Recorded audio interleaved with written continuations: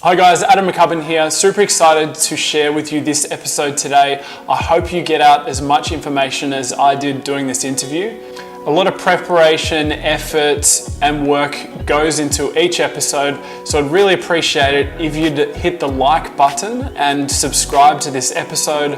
Plus, if you want to leave a comment below, ask any questions, I'd be more than happy to get back to you. Just a quick announcement, this show is now brought to you by MYPROTEIN. MYPROTEIN is an online company that sells supplements, training apparel, and equipment. It's a company that I've used for several years and highly recommend their products. I'll put a link to the website below, plus a 25% discount code if you'd like to purchase products from there. And without further ado, here's the episode. Today we have John Meadows on the podcast. John is an American professional bodybuilder and entrepreneur with an intriguing story. While John now boasts a successful career as an IFBB Pro bodybuilder and a fitness company owner, his journey towards the top was extremely difficult to say the least. For anyone who hasn't heard of John or seen his physique, I recommend a quick Google. And I'm honoured to be able to interview John today, and no doubt the listeners will get a lot out of this interview. So welcome, John, to the podcast. Yeah, thanks for having me on. I'm also a mean dad. Watch this. Hey, quiet down. I'm on a call. Yeah, man, I'm glad to be on here. So before we get into the history and the origins of your career, can you just give us a snapshot on what you're currently focused on with your work and who John Meadows is for people that might not have been exposed to your work before?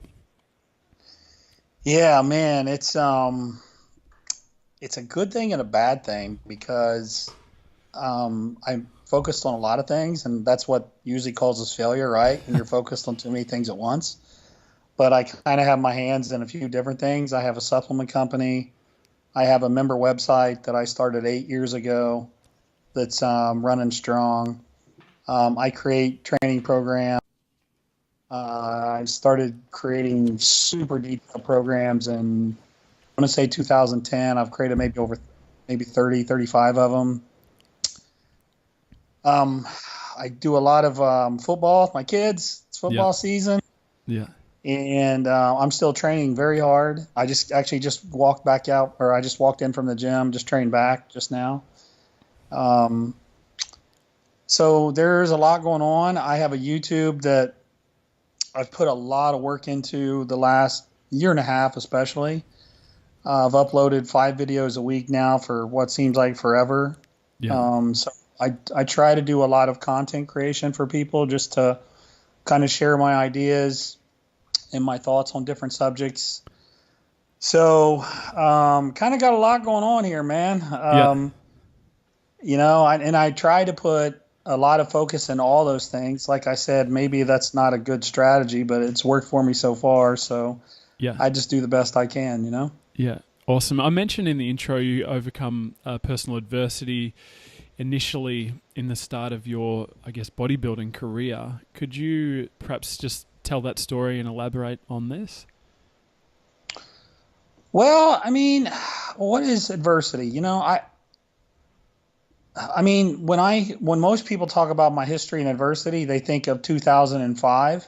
Yeah.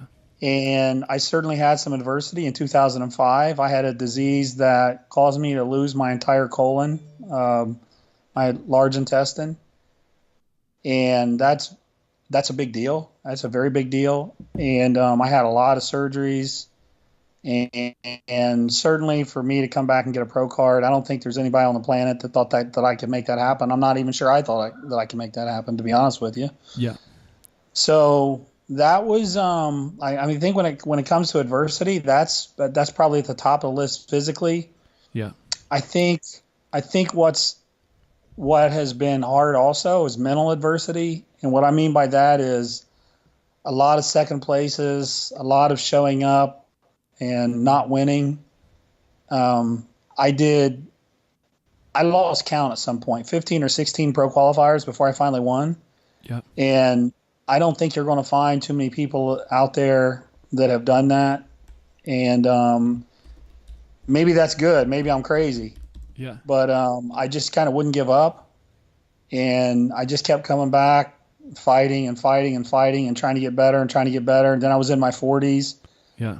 And there was a little voice in the back of my head that said, you're not going to get any better and you're in your 40s. But then there was another voice that said, yes, you are. You're going to get better. And I did get better.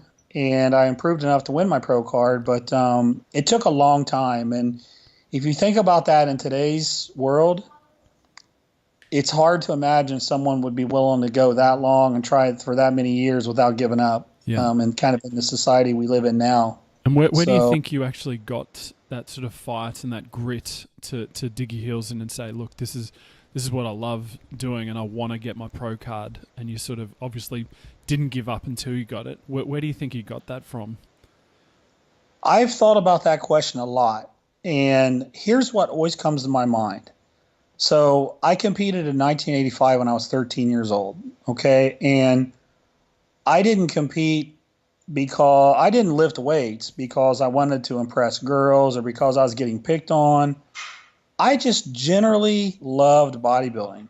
I mean, I went and picked up my first magazine when I was 12 years old, and I just loved it. It was the weirdest thing in the world for a 12-year-old kid to look at a magazine and say to himself, I want to look like that. And I wanted to look like a pro, specifically Lee Haney, when I was 12 years old.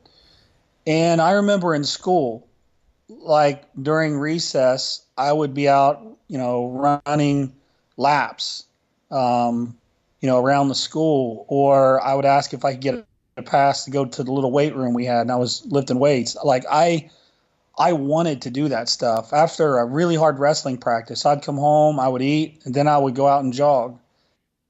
I just really was internally, I just really wanted to work hard. I didn't even have to convince myself to work hard. I wanted to.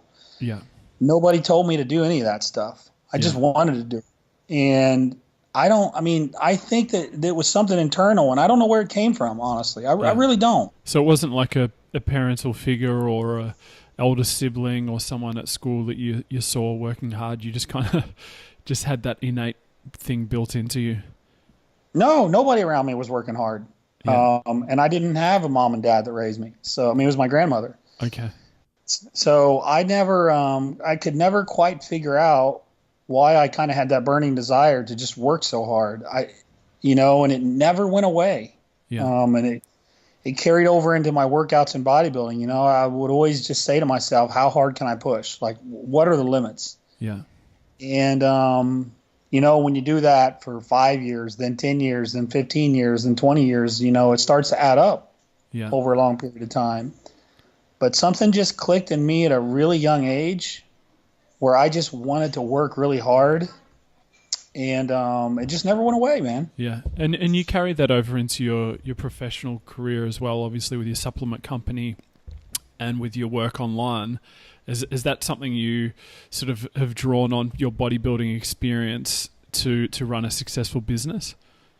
No, absolutely not. No. It carried into my corporate experience. Okay. I worked at JP Morgan Chase. Yeah. And I started off running really small projects, but I was very disciplined. I had a very open mind. I became a certified project manager at some point back in the 90s, which back then was actually pretty hard. And I kind of earned their trust and showed them I would work hard. And then I managed a little bigger project, and a little bigger project, and then a little bigger project. And then it was the biggest projects. Yeah. And I credit, it's kind of I guess it's what came first, the chicken or the egg, because I credit the discipline that helped me in bodybuilding, that helped me be a good corporate employee. Yeah. Very disciplined, not missing work, working hard. And then when I left the corporate world, I had a lot of business experience that then helped me in the bodybuilding world. So you see where I'm saying, I don't know if it was the chicken or the egg. Yeah, absolutely. But then when I left the corporate world after a decade, I was very organized. I was very task oriented.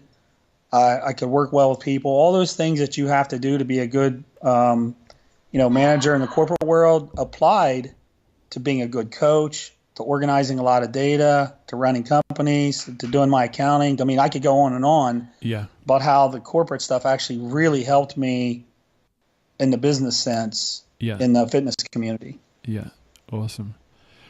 Now, just changing gears a little bit, just jumping around. Now, less than a week ago, we lost a legend of our industry, Charles Poliquin. And for me personally, it was shattered because Charles is someone who I looked up to and learned many things off, and was a huge part of my success. And knowing, just following you online, I know you've obviously personally worked with Charles. Can you just give us your thoughts on, I guess, what Charles meant to you as an athlete and a person? I'm still in shock. I don't know if you saw this, but I was just out at his new place in Colorado Springs, and I just did a seminar for him a few weeks ago. And, the one thing, there was a couple things I think about Charles. So he was the coaching elite. I mean, he made coaching like he kind of paved the way for coaches and showed that it could be an awesome profession. Mm. And he was always ahead of his time. Like, he had so many ideas that weren't proven or evidence-based that were clearly working in practice, based on the success of all of his athletes. But the one thing that really stood out to me most about Charles, well, one, he had a crazy sense of humor. Yeah. But he always gave credit to other people. Yeah. He was always very complimentary. I like what this guy's doing. I like what that guy's doing. I like what that guy's doing. And that is the complete opposite of how our industry is now. Mm. Most of the coaches won't give anybody any credit. They're kind of like at each other's throats, and they're, just gossiping and all this stuff. And Charles wasn't like that. Charles, if somebody did really well and they had good ideas, he would give them credit. Mm. And I think there's a lot that can be said for somebody that has that attitude, and I really, really respected that about him. And like I said, I'm still kind of in shock. Yeah. And I don't even know what to think. It's so shocking. But he was a tremendous, tremendous guy. Yeah. Great sense of humor, man. If you ever Skyped with him, then you know how funny he was. Absolutely. Never took himself too serious. He was always, when I would sit down and do interviews with him, I just really enjoyed it. I loved the questions he asked. He had a good heart. And, I think some people thought he was a little crazy about some things, but what I found through my 30 years in the industry is some of the guys that were deemed a little bit crazy are the ones that moved the profession forward, and they thought out of the box. And they weren't just sitting by waiting on things to be proven before they implemented them. And I have a tremendous amount of respect for people like that if they see something's working, and they're not afraid to try and fail. Yeah. Right? They're not, if they fail, they fail, but they're going to try. And like many of my philosophies, I feel are like that. I've done a lot of things that I think are pretty unique in our industry, and I didn't really care what people thought. Like, if you don't care, that's fine. That's okay. I'm still going to do it with people because I know it works. Yeah. So just tremendous respect for Charles, man. I really miss him. It's just, just a devastating loss. Yeah.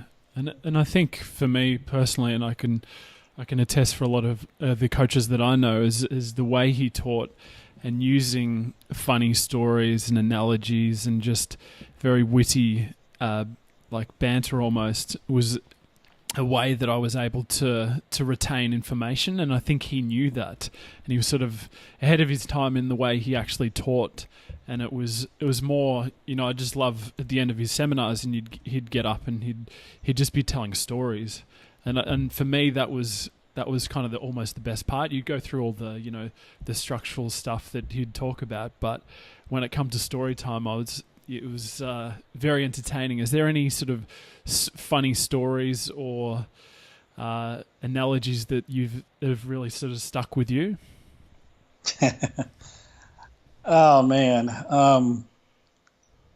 probably the funniest one, and I swear I'm not trying to stir up trouble.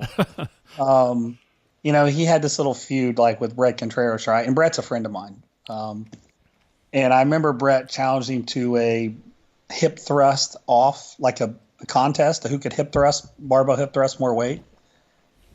And Charles called me and he was like, "Can you believe this? Bleepity bleep. He's challenging me to a hip thrust contest." And I was just cracking up. I thought, that's pretty funny. And like I said, man, Brett's a good friend of mine.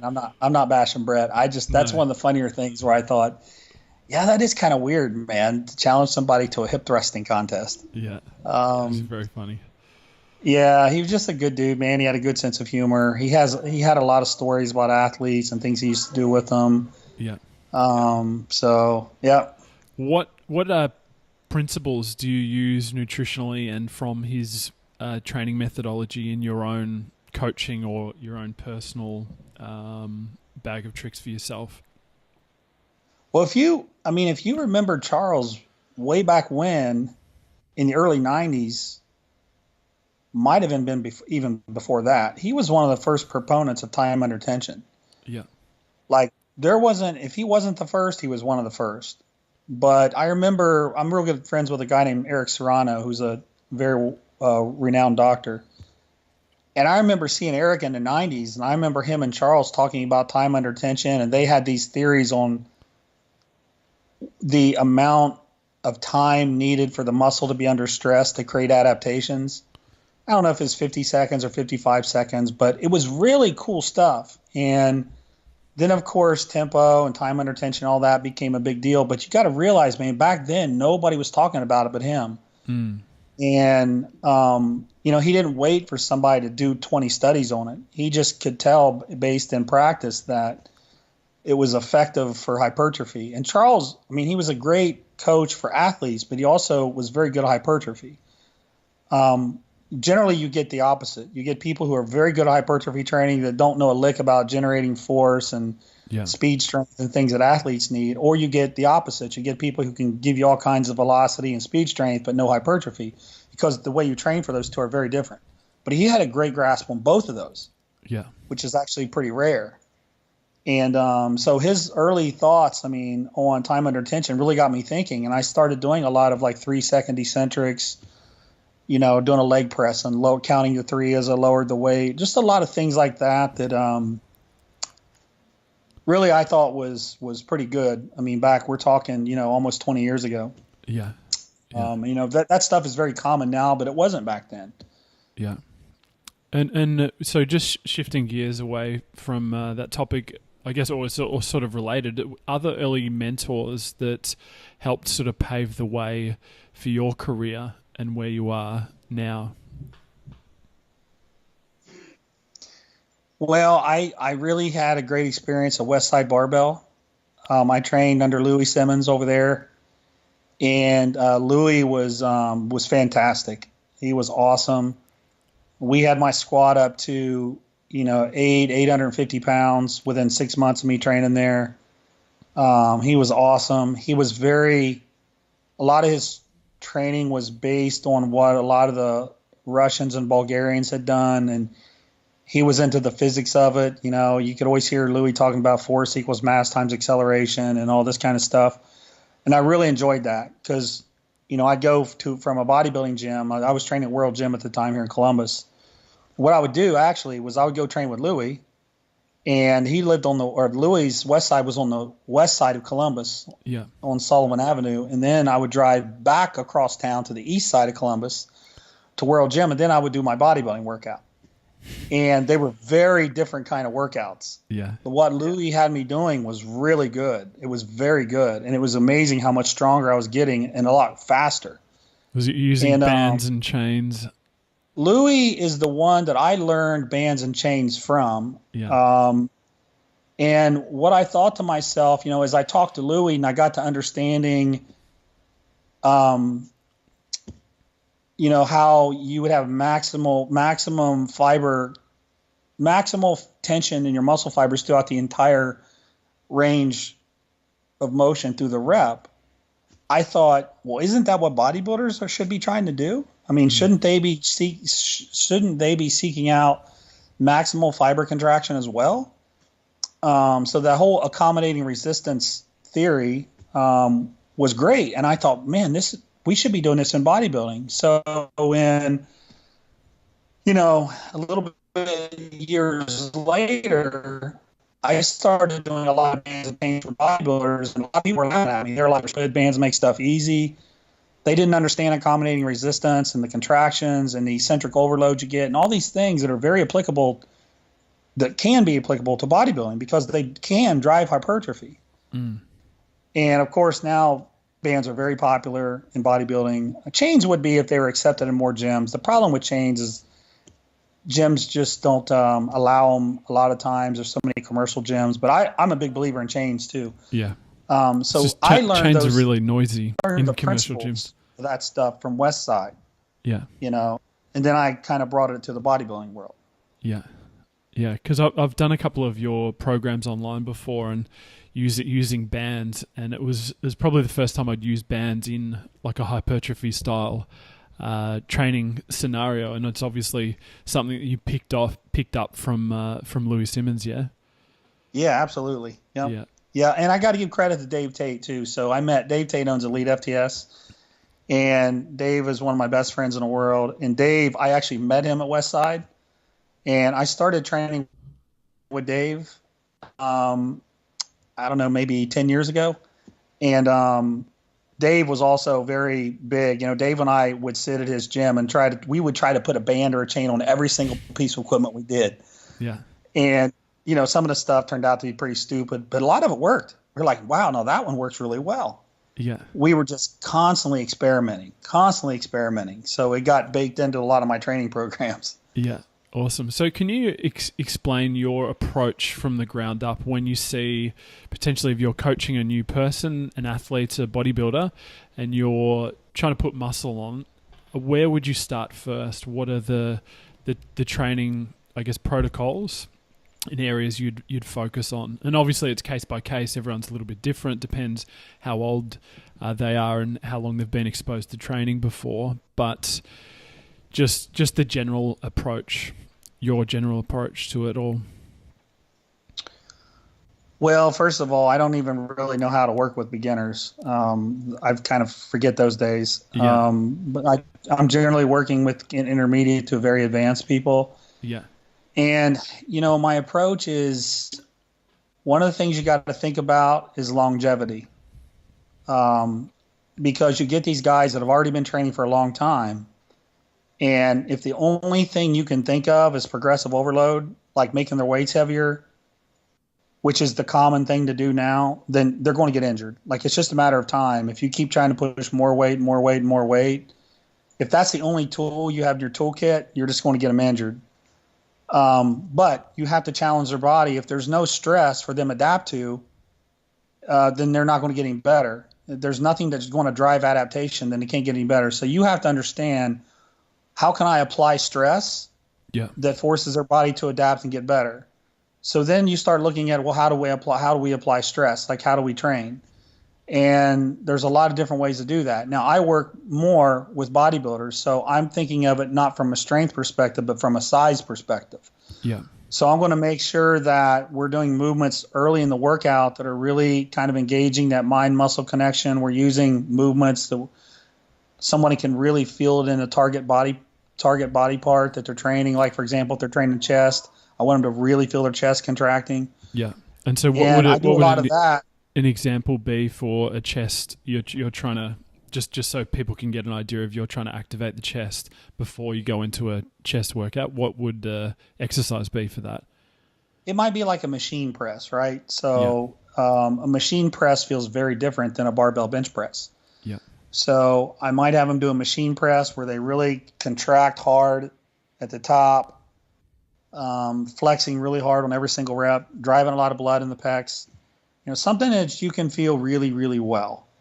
And once we've established that, we've got the right stuff working, then we do more of the compound movements. I feel like you get more stress in your target muscles, and you get probably a little less stress in connective tissue and joints if you do them in that sequence. I know a lot of people like to do the compound movements first, but that's very tricky as you get someone who's older and more advanced. Again, you're really risking injury. I try to look at everything risk versus reward, right? So I want a big reward. I don't want a little tiny reward with a real high risk. I want low risk but a high reward. So I think it makes sense to do those compound exercises second or even third. And we know the compound movements work. We know they're great. And then after that, we also know that blood flow and training to get a very nice pump, you know, there are physiological things going on there with metabolites and things accumulating and blood flow in the muscle that also create hypertrophy. But I think it makes more sense to do those kind of a little bit later in the workout so that you do have a little bit of go-go in your compound movements and you're not completely fatigued. Yeah. And then one of the things I like to finish with is I like to finish with movements that are really full range of motion, almost to the extreme. Really, really full range of motion where the muscles are worked at long muscle lengths. So like, for example, the example with chest, you might do some kind of machine fly where the muscles worked at a real long muscle length, stretched out. And again, the sequence is very important. I wouldn't want to do that early in the workout. I wouldn't want to do a heavy fly early on. I feel like the risk versus reward just went the wrong way. Yeah. But getting a lot of blood in the muscle and then stretching it, I feel is a very safe way that has a very high reward potential. I feel like, okay, now we can drive a lot of hypertrophy. And so I try to have this sequence where all this stuff kind of makes sense to line it up in that order. And it's worked really well. It's worked really, really well. I've had a lot of pros that thought their careers were finished and then they went on to win pro shows and things of that nature. But that's kind of like the high level view of what I do. Yeah. And so you spoke about in the long position where you're talking about the chest is really stretched out.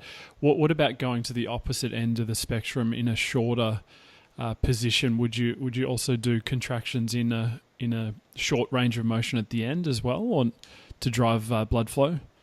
See, I would like that at the beginning. Okay. Because I would like that. I like that because you can really focus on driving blood in the muscle, but it's going to depend on the exercise. Yeah. Like, for example, that machine press done with a shorter range of motion is going to feel a lot different than a barbell bench press. So your exercise selection has to match that. Yeah. But yeah, the shorter range of motion too, I kind of like to use that in the third phase when I'm trying to drive a lot of blood in there, because what you can do, like take a leg curl, for example, you could do full range of motion to failure, and then you can just do some partial movements. Yeah. Now in the picture, now in the example of a leg curl, it's from a lengthened position, but there's, like, let's say you're doing a preacher curl for biceps. Now you can do that in a shortened position. You can continue the sets. So I think there are ways to use the lengthened range and the short range. I like to do that kind of stuff to extend sets, or the lengthened stuff to really stretch everything out. Yeah. And how would you instruct someone? You spoke before about the mind-muscle connection, and obviously with high-level bodybuilders, they completely understand that and utilize that. But if you were to explain that to someone who might not know what it is, and how would you get someone to understand that? Well, you have to, first of all, have an exercise that's a little more isolation in nature. Yeah. And, I see a lot of people saying beginners, for example, should never do isolation movements. They should do all compound movements. So my question to them is, then how are they ever going to learn how to feel their muscles contract? You don't feel like one muscle contract when you do a deadlift or a bench press. There's a lot of muscles working together. Yeah. So I like for people to, yes, do the compound movements and above all, learn to execute good form. But don't forget about the isolation movements, because they really allow you to feel the target muscle. Like, for example, someone says beginners should never work their arms directly, a bicep curl or tricep push down. So then I'm like, well, how are they going to know how to flex their biceps? How are they going to know if they're really working their biceps to their fullest potential? They have to do some isolation work. But you have to, in order for you to get somebody to understand what that's like, you have to have an exercise, first of all, that even allows that. Yeah. And then you have to, honestly, it's just repetition. It's just telling them, what do I think? What do I flex? How do I flex? What's my joint mechanics? Where's my wrist? Where's my shoulder? Then you can kind of get into the mechanics of the movement. And you teach them the right mechanics, and you teach them to try to flex the muscle as hard as they can when it's contracted. And then they'll start, oh, yeah, I feel some blood going in there. Oh, I'll get a little bit of a pump. And you're like, okay, now you're on the right path. And then you kind of go from there. Yeah. Yeah. And where do you see other coaches and bodybuilders, in your opinion, spending too much time focused on? Where do you think people generally get things wrong when it comes to putting on muscle? I think it's the inability to mentally tolerate taking one step back to take two forward. So you get people who are stuck in a rut, and your answer is to just eat more and train more. But that's not always the right answer. Sometimes the right answer can be, let's give your digestive system a break. Let's ease up on the volume, or let's ease up on the intensity for a week, maybe 2 weeks. But I think knowing when to take a step back, to take two forward, is something. It's a skill that you acquire over time. Mm-hmm. I remember when I was younger, like the thought of taking a week off, I'm like, oh, there goes all my gains, man. I'm going to lose everything. Mm. But that's not how your body works, right? That time off can really benefit you. And I remember just training myself and beating myself into the ground. And if I wasn't growing, it was like, well, I must not be training hard enough, or I must not be eating enough. Mm. Well, maybe you are eating enough. Maybe you are training hard enough. Maybe you just got to back off a little bit and let your body kind of catch its breath. Yeah. So I think that is a problem. But overall, I would say the number one problem is people just don't train hard enough. I know that's completely the opposite of what I just said. Yeah. But if I had to give you two things, it's the not knowing when to back off for the people who do train hard, but that's only 1% of the spectrum. The other 99% aren't even close to training at the intensity they need to be at. Yeah. And when you train with people and you really push them, they're like, oh, wow, I didn't think I could do that. Most people don't know what they're even capable of. Yeah. They never even come close to, to pushing themselves to that limit. Yeah. And when you get there a few times, you're like, man, I had no idea I could do that. Now, that's not saying you should always train like that. But I just don't think, people think they're training at an RPE of a 9, right? I maybe perception. Got one rep. It's totally, actually you're probably an RP 6 or 7. You're not at a 9. Yeah. But they're and people are scared of overtraining, and I'm like, man, the only thing that's getting overtrained right now is your thumbs from being on the phone in the gym. Like, you know what I mean? So I think 99% of the people, their biggest problem is they just don't know how to train hard enough. And the other 1% that do train hard, they just need to get better at knowing when to back off. Yeah, that's some good advice. You spoke about just before, like obviously to backing off with your training, but also nutrition. What did you mean by that in terms of giving yourself a rest? What would be a scenario that you're like, God, this person just needs to stop hammering themselves with this nutrition program that you're doing? What did you mean by that? Well, what I've seen over the years in bodybuilding is there are so many digestive disorders. It can be something like constipation or IBS, or it can be Crohn's, or it can be colitis. There's so many different digestive issues that are out there. And I think it's because people have always been taught, bodybuilders have always been taught, you got to eat, eat, eat, eat, eat. And bodybuilders will eat a meal before their last meal is even digested. Yeah. So, they eat a meal at 12 o'clock and they'll be stuffed at 2:30 and it's not even digested. So they eat again. So then they have all these issues with absorbing food. And if you're not absorbing everything, then it's kind of pointless and you're just creating digestive stress. So what I might have somebody do is I might have them have a period of where we reduce their calories, big time, maybe 25%.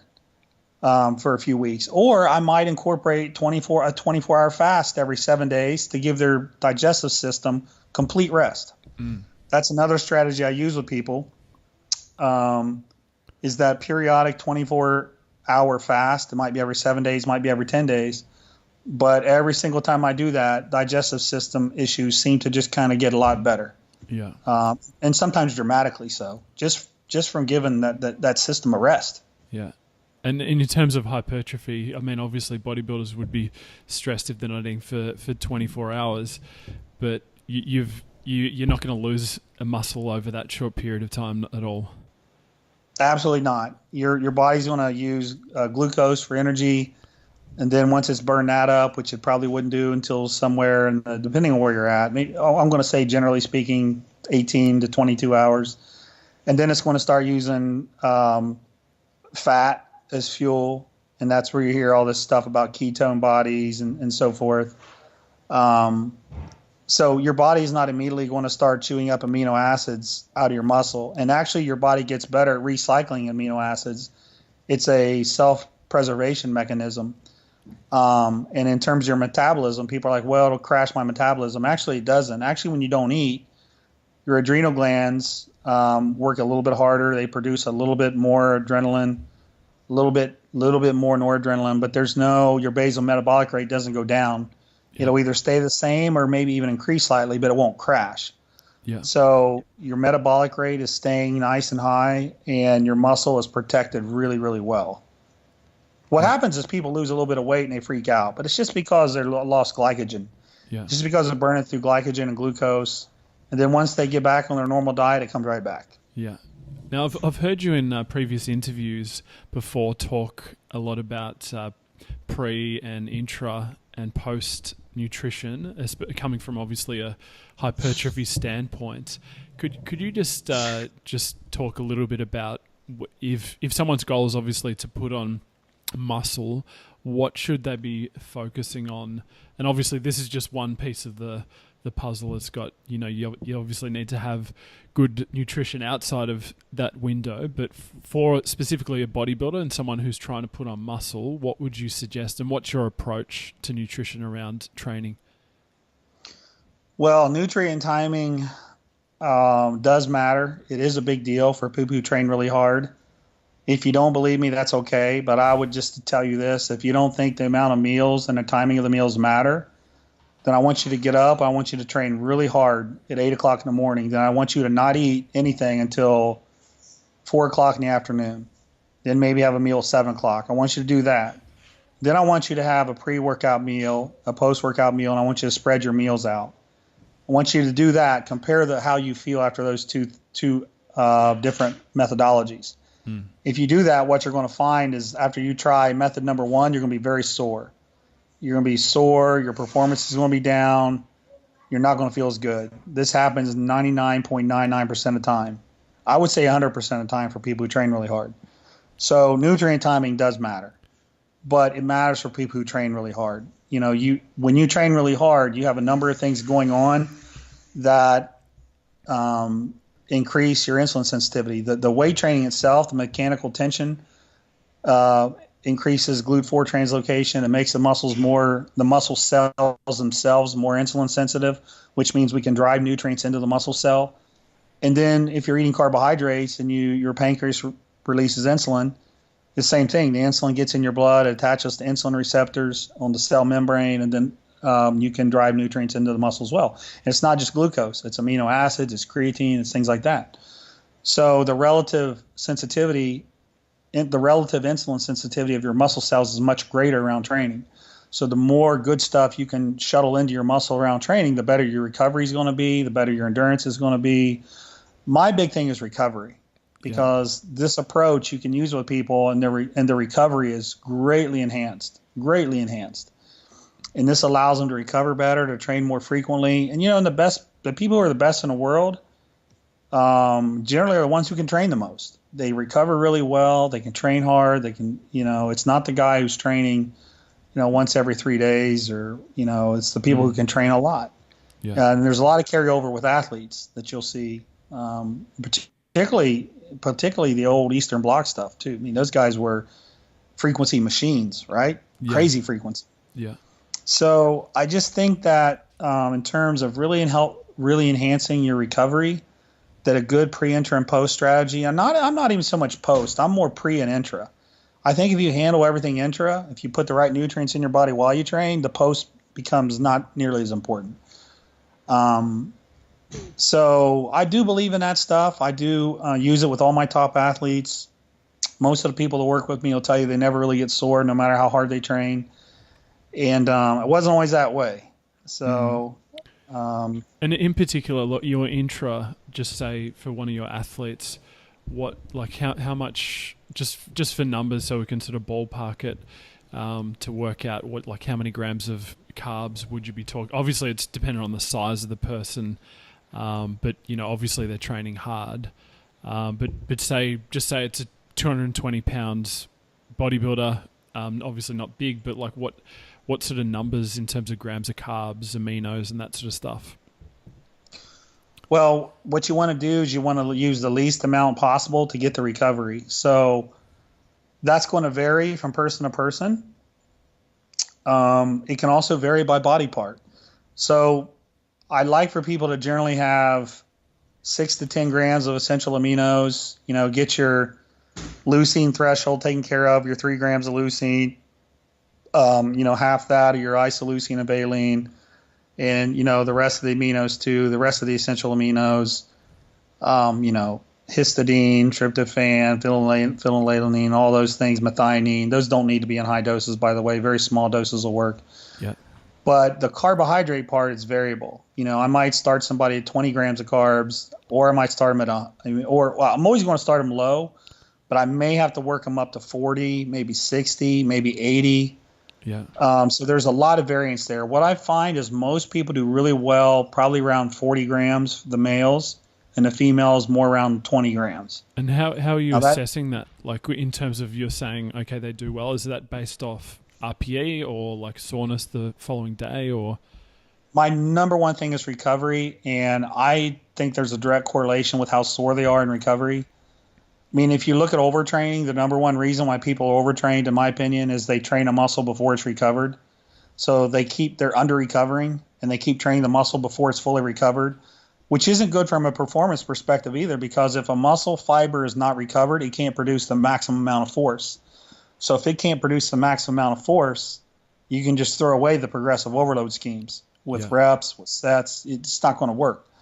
So recovery, again, is a very big deal to me. So I want them to feel good. I don't want them to feel sore. And if they're a little sore, that's fine. But the number one thing I use is soreness.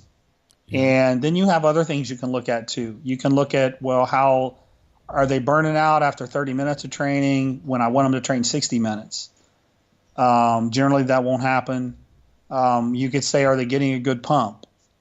If they're not getting any pump at all, maybe there's some insulin sensitivity issues that have nothing to do with the carbs. Maybe that's a situation where you have to take a step back, going back to our previous conversation, before you even take the 2 steps forward. Yeah. Because a lot of people are very insulin resistant based on overeating calories. It's not even overeating carbs, it's just overeating calories. But I would say the number one thing is just gauging soreness. When you feel awesome the next day and you're ready to go again, you're on the right track. Yeah. Yeah. And would you primarily use like carb powders for that, or would you use fruit? Or I guess it's probably harder to measure if you're not using those powders. I prefer the powders to be taken intra while you train, so that you're getting a nice steady insulin release while you train. That insulin release is going to help manage your cortisol levels, and the cortisol levels being managed is going to help muscle protein breakdown levels be managed. Yeah. The type of carbohydrate is very important, though. Yeah. You don't want something that creates a rapid insulin spike, which is the opposite of what people have talked about. You don't want that during training. You want a nice, steady level of insulin during training. You don't want your insulin levels to shoot up and then your blood sugar crashes. You want steady blood sugar, steady insulin level. And there's certain carbohydrates like cluster dextrin that do that. Vitargo used to be pretty good back in the day. I'm not really familiar with their formulas now. But as opposed to cheap stuff like maltodextrin or waxy maize, those are carbohydrates that aren't going to do a good job for you. Yeah. So it is also important that you have a very high quality carbohydrate. Yeah. Yeah. That's some good advice. And one area I'm incredibly interested to get your insights on is your conditioning, and not just you, but also your athletes you work with. I must give you credit, because each time I see you, whether it's a photo shoot or a competition, you're always in like the leanest physique out there. How do you get to that level of conditioning? Well, man, I mean, because to me, for like, I don't know, correct me if I'm wrong, I always see you and you always seem to be, you never seem to blow out online. I never see a photo of you. I'm in pretty good shape all the time. I could show you pictures of where I used to get really fat. So people who think it's purely genetic and I'm ripped naturally, I can disprove that theory very easily. Okay. But I would say this. I started looking good when I stopped force feeding. And I used to get up to 260 before I started my diets. And I looked better on stage when I started my diets at 235. So going up the extra 25 pounds for me personally was not a good thing. All it did was make my stomach bigger. There was no value in that at all. But I don't force food. Like if I've ate a meal that I don't feel is digested, I'm not going to eat again. And the other thing I would say is when I want to get lean, I just channel more of my calories around training, because then I feel like more of the carbohydrate, more of it's going to be driven into a muscle cell as opposed to a fat cell. And one of the big secrets, if you want to call it that, when I work with people, the more I channel their carbs in toward their workouts and leave the other meals carb free, the leaner they get. Yeah. It's still a matter of being in a caloric deficit. Don't get me wrong. But what I'm saying is, you're using the carbohydrates to their best advantage. You're using them as an energy source when you train. You're using them to fight high levels of cortisol as you train, etc. So they're getting put to good use. Yeah. And would you ever carb cycle with someone? Would you ever put someone into training without giving them a source of intra-carbs or pre-carbs? I absolutely love carb cycling. But when I think of cycle, I think of say one day at 300 grams, one day at 200, and then maybe 2 days at 75 as an example. Even the days at 75, I would try to keep the carbs around their training. Yeah. So if you take a look at a day where there's 300 grams of carbs, their carbs are going to be spread out probably through all their meals. But if that got them down to 75 grams, most of the meals are not going to have carbs except for the meals right by training. Yeah. So those are the last to go. In rare cases, I'll take someone down to 0, and in that case, they're all gone. But those are the last to go. Yeah. Yeah. And then your numbers for protein, like roughly what per gram, what would you be recommending for hypertrophy? What sort of range? Yeah, man, I'm big on 1 gram per pound. A 200-pound guy, 200 grams. I mean, I've worked with so many people that were eating 400, 500 grams of protein, and I pull them back to say 300 or 250, and I increase their carbs and their healthy fats, and they look better and they feel better. Yeah. And their stomachs don't feel like blobs. I think we kind of overeat protein sometimes. Now, I will say this too. Protein is very good for your metabolism, right? So when you talk about the thermic effect of food and how many calories it takes to burn, so sometimes when I'm dieting people and their calories are really, really low, then that ratio of protein starts to go up real high. But like for someone who's just in the off season or someone like me who's just training to stay in shape, I don't have sky high protein. The difference would be, okay, now if I started dieting for the arnoplastic, now, okay, my calories are going to get low. I want a good thermic effect of my food, so my metabolic rate is, my overall total energy expenditure is higher. So then I probably am going to eat a lot more protein. But I'm not overloaded with food. You're actually dieting, so you're actually hungry. Yeah. So, yeah. You know what I mean? Yeah, exactly. And how do you get yourself into that mindset of dieting? Because you obviously take it, to the extreme in terms of getting yourself into great condition. What sort of, do you have any advice or just for getting your sort of mindset right with getting to that end goal? Well, let me tell you how I do it. But I will preface this by saying this is not the philosophy I use with anybody else. Okay. This is my own personal philosophy. So you're asking about me. I'll tell you just what I do. Yeah. I tell people when I'm going to compete way ahead of time.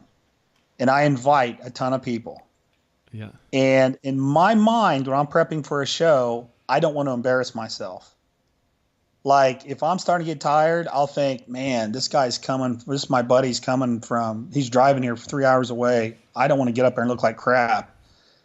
Or it might be, all these people in New York, man, they're really supportive of me. I don't want to go compete in New York and then look like a turd on stage.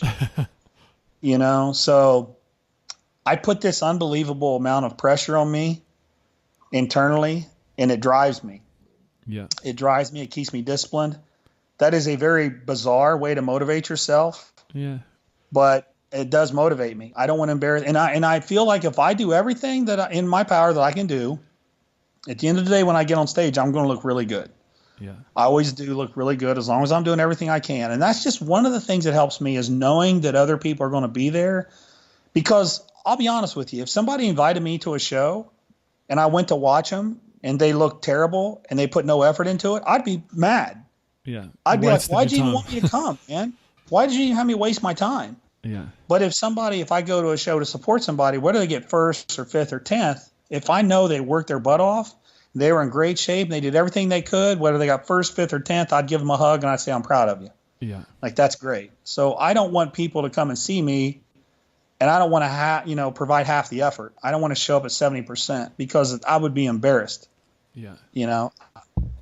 But I think that's quite smart, though, to extrinsically motivate yourself. You tell these people, and then you put the pressure back on you. So then for you, making the hard choices makes it a little bit easier. And so defining your success as a bodybuilder and an entrepreneur, we spoke about mindset. Is there any other facets that have driven your success apart from that external cues that we just spoke about before? Mindset, man. I in addition to what I gotta be honest with you, man, I don't like to lose. I don't like to lose at anything I do. Yeah. I don't like it. I don't like to lose as a parent when my kids lose a football game. I don't like to lose when I'm playing poker. Yeah. I'm a good sport about it, but I don't like to lose. I like to do the best I can. I also had this thing in my head growing up where I didn't have a mom or dad, but I did have a great grandmother. She was awesome. And I always wanted to really make her proud. So there was also always this thing in my head that I wanted to make her proud. And I knew if I did the best I could do, she'd be proud of me. And, she passed away, but I still always have that thought in my head that, just in case she's still watching me, I want to do the best I can to make her proud. So yeah, I do the best I can. I work hard, and I fail a lot too. Like, a lot of people see my successes, but they don't see all the failures I've had. And I've had a lot of failures. I continue to have failures now. Yeah. But, you just got to use them to make you better. Yeah. And, you got to figure out, what am I learning? This is one of the things I'm trying to teach my kids. You're not going to win every game. So how do you handle losing? How do you handle losing in life? Because there's things that you're going to not get the raise, maybe not get the promotion, maybe you get laid off.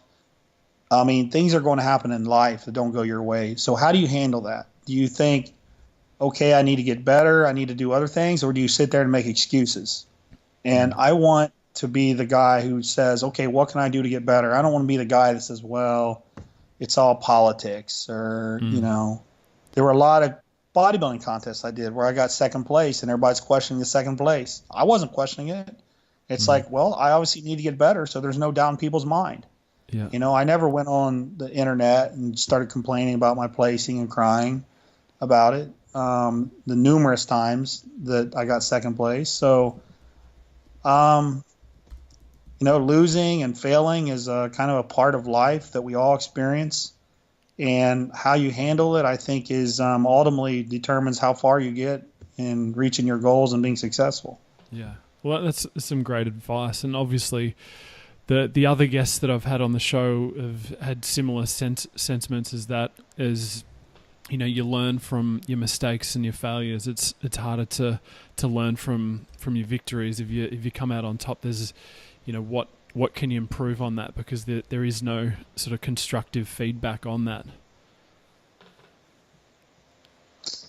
Yeah, that's right. You have a victory and you just pat yourself on the back and you just tell yourself how great you are, but that doesn't make you any better, right? Yeah, exactly. So being a father and a family man, how do you balance your career just from a logistics standpoint? You've obviously got a lot on your plate. Do you have any tips and advice from just a productivity standpoint? And what you do? Yeah, it's priorities. It's priorities, man. It's all priorities. And I hear people every day on social media say you can't have balance. They're 100% wrong. Maybe they can't have balance, but it's because they don't know how to prioritize. I have 3 companies that I'm running. I'm married. I have kids. I never miss a workout. I mean, it's just priority. If you got to get up a little bit earlier, you get up a little bit earlier. If you got to stay up a little bit later, you got to stay up a little bit later. You just have to take the things that are most important and put those at the top of your list, and the things that maybe aren't so important and put them at the bottom of your list. And if you prioritize everything, and first of all, if your family is not a priority, you got some messed up priorities, right? Like when I hear people that say, well, I'd never see my kids, I'm like, and they're like, but I'm building a great future for them financially. I'm like, well, don't you think your kid's going to look back and wish that you were there for him more than you left them $100,000? Like, I don't know. I don't have mom and dad, but I got to believe that it's more valuable for a child to have a father that's there for him than a father who works nonstop and they never see. Yeah. So it's just priority. Like, I make my kids a priority. I could easily go back in the gym or do client updates or do things at 6 o'clock at night, but I'm not. I'm at my kids' football practice because it's a priority. Yeah. I could easily make 20 excuses of why I shouldn't be there, but I don't. And I think that's where people mess up and they say they can't have balance. No, you don't know how to prioritize. That's your problem. Yeah. You're either, or you could be inefficient. Maybe you're just inefficient and you don't know how to handle stuff. Maybe you're trying to multitask, and instead of knocking out tasks one by one, maybe you don't really ever get anything done. You know, that's one of the things that I have to challenge myself on, because with multiple businesses, it's like, okay, do I answer my client email right now? Or do I talk about this new formula on my supplement company? Or do I build a new program for my training business? Like, what is the priority? And if I just kind of half it and go back and forth, I find that I don't even really get any of it done. Yeah. But if I say, okay, I'm going to take this hour, you know, in the morning it's usually, 9 to 10:30, and I'm going to do nothing but client updates. Boom, I'll nail them. Then if I say, okay, at night, once my kids go to bed, I'm going to spend an hour on my next training program. Boom, I get it done. So now I'm organized. I'm nailing stuff as opposed to just being in this constant battle of incoming. And I don't answer my phone unless it's an appointment. Yeah. Or if it's, somebody that very rarely calls me because it might be an emergency. Like, I literally just don't answer my phone. I don't have voicemail. Yeah. I haven't had voicemail in years. If it's important, you can email me or you can text me and we can talk. Obviously if it's family, it's a little different, but I'm just saying business stuff. Yeah. So you just got to stay organized. I get probably over 100 questions every day on social media between my YouTube and my Instagram. And I have 20-minute sessions carved out during the day where I go through and I comment on my YouTube and on my Instagram. Yeah. As opposed to being on it all day long and commenting all day long. I have times where I do that. But and this was when I was talking about the business stuff, how it helped me when I worked at Chase. Yeah. Because you had to have a project plan. You had to have time. You had times where you had to get things done. And that's what carried over into this part of my life that I think really was beneficial. Yeah. Yeah, it's great. And I must say, on your email footer, it's got please don't message on Sundays unless it's an emergency. So you've obviously got your priorities, your families on Sunday. Absolutely. Yep. So what is next? What are you currently working on for your fans and for your customers? Can you just give us an insight on what's next? Oh, man, I've got so many things running through my head. I obviously didn't compete this year. I missed the stage. But I also have to make sure that if I do compete, it makes sense, right? It's got to make sense for me. Yeah. So I have this battle going through my head right now. Do I want to compete next year? Do I not want to compete? What do I focus on? I've got a new training program I'm going to start building in probably another 2 or 3 weeks. Football season we got 3 weeks left in my kids' football season, and that's over. I've only got one more seminar left for the year in Canada. All the rest of my seminars for the year are done now. So in November and December, I'm going to have a little bit of time at home to really think about my planning for next year and what do I want to accomplish next year. Definitely got to work hard on the supplement business. It's a tough business. It's just kicking me in the balls, honestly. So I got to get better at that business. I got to keep producing content. I'm very happy with the content we produced this year for YouTube, and the growth has been really, really good. Yeah. Got to stay on it though. You can't relax. You become irrelevant in today's industry. Yeah. It's amazing how quickly someone can become irrelevant in today's industry. Do you have someone working on you with that, your YouTube, or are you just doing that all yourself on there? Because it looks like you've got someone else doing it as well for you. Yeah, I have a guy that films and he edits, and then he posts them up on YouTube for me. Yeah. Yeah. Well, it shows. I mean, you're putting in the effort, so, and obviously your viewers and your fanship is expanded because of that. Yeah, it's awesome, man. Every time I go somewhere, people, it used to be, hey, what show are you competing in? But now it's, hey, I love your YouTube. Your videos have really helped me. So I know that it's working, it's reaching people, and that's why I'm doing it. So I feel really good about that. Yeah, awesome. Well, we're drawing to the end of the interview, and I'd like to ask you a couple of rapid-fire questions. You can take as long as you want to answer them, but just so the audience can get to know you a bit better. So first one is, what's your all-time favorite training book and or self-help book or just any book that has shaped you as a person? Training book? I would say Triphasic Training by Cal Dietz. It's for athletes. Yeah, it's a good book. I love that book. Cal's a really bright guy, too. He's way ahead of his time. Other books... Man, I have a library. I've read so many books. Well, it doesn't necessarily have to be training, but something maybe on productivity, self-help, management, and anything that has sort of shaped your day-to-day life. Man, you know what? The self-help books, I got to be honest with you, I don't really like a lot of them because I feel like it's temporary motivation. Yeah. And I feel like it fades. Yeah. I feel like if somebody doesn't have internal motivation, that's what really counts. Now, I'm sure people get really mad at me for saying that, but man, I like to read comic books. So yeah, there's a lot of nutrition books I like. There's a lot of nutrition books. There's some other training books. Brad Schoenfeld has a great training book. The last book he published was a very good book. Maybe this was his hypertrophy book. That was good. There's a ton of good nutrition books. I like this old book by a lady named Mary Enig. She passed away, but it's a book about fats. Yeah. And that was one of the best nutrition books I've read about the subject of fats. I thought that was a great book. Those are a couple of the ones I really like. But I don't know, man. Self-help. Probably the last one I read was the one where it's, I'm trying to think of it. It uses the F-bomb in the title. The subtle art of not giving. Yeah, that's the one. A blank. Yeah. That's probably the last one I read, and I love the concept. I 100% agree with what, I think the guy's name was Mark something. I love what he was saying about not worrying about stuff that you shouldn't be worried about, especially in today's society when people are so consumed with worrying about followers and likes and all that stuff. Worry about the stuff you should worry about is really the message. And that's the last book I read. I read that maybe a couple months ago, and I thought that was pretty good. I thought that was a solid message. Yeah, he's entertaining. I think the guy's name's Mark Manson. And Manson, right? Yeah, he's just like, I actually found that book very entertaining, the way he wrote and just told stories. It was just a funny book to read.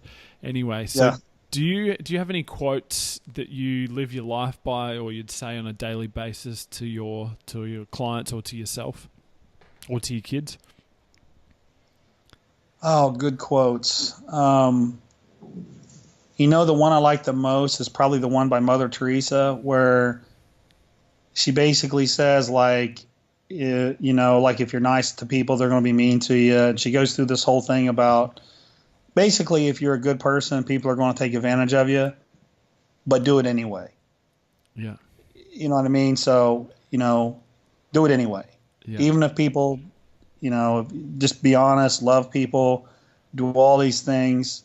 And there are times where people are going to take advantage of you and do whatever, but it doesn't matter. Be that person anyway. That's kind of how I like to. I try not to become bitter and cynical based on bad things that have happened to me. I try to still believe in human beings and basically good people. You got to be smart about trusting the right people and things like that. But you can never go wrong with being a good person. Yeah. Like, it can never bite you in the butt, right? Yeah. Absolutely. And if you could be known for one thing, what would it be? I think probably being a good dad. Yeah. Would probably be at the top of my list. Yeah. That's a great answer. Yeah.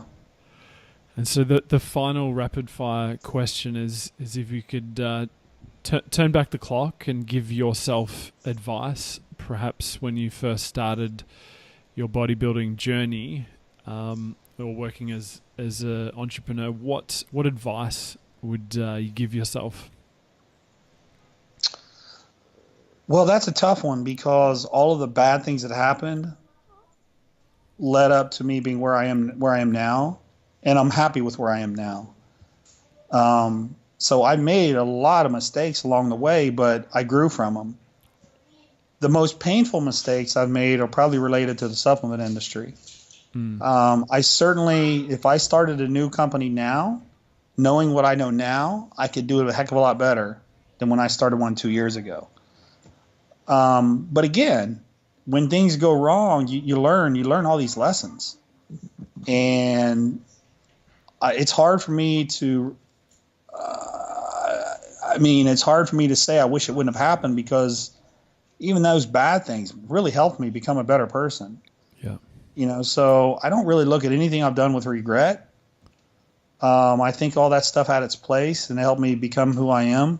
And I need to become a lot better person, so I'm sure I'll continue to make more mistakes. But the goal is to keep getting better. Yeah. So.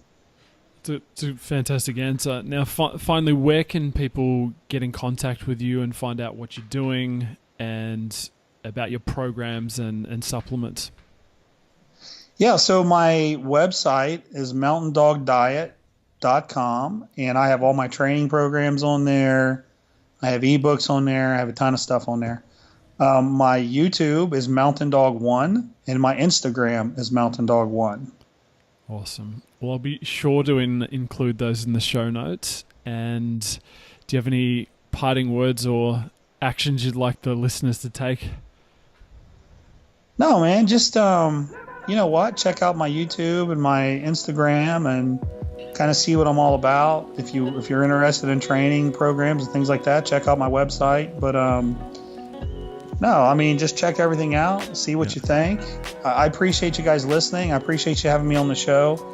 It's an honor for me to be on podcasts and do things like this, because it means my opinions and thoughts have some validity, and they wouldn't if people didn't care. So I appreciate the opportunity, and I thank you very much for that. No, well, it's the pleasure is all mine, and I'm no doubt the listeners will get a lot out of this interview as I have done, and I'm just grateful to be able to spend the time with you and to have this conversation. So thanks again. Yeah, you bet. Thank you.